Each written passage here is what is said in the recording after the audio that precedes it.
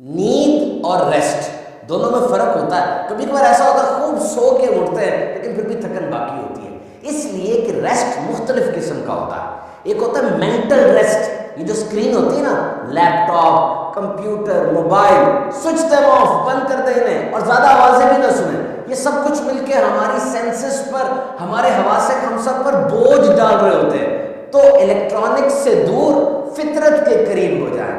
اور ایک ہے سوشل ریسٹ، یعنی وہ لوگ جو منفی رویے والے ہیں، طنز کرتے ہیں، حوصلہ شکنی کرتے ہیں اور جن کے پاس جا کے ہماری انرجی ضائع ہوتی ہے، ان لوگوں سے دور رہیں اور پازیٹیو لوگوں کے پاس جائیں جن کے پاس جا کے آپ کی بیٹری چارج ہو جاتی ہے، آپ موٹیویٹ ہو جاتے ہیں، فریش ہو جاتے ہیں. اور ایک چیز ہوتی ہے ایموشنل ریسٹ، جھوٹ نہ بولیں، غلط بیانی، وعدہ خلافی، غیبت، بہتان، چغلی مت کریں. ان چیزوں کا بوجھ ہوتا ہے، یہ جسم کو بھاری کر دیتی ہیں. اور ایک ہے اسپرچول ریسٹ، یعنی روح کا ریسٹ.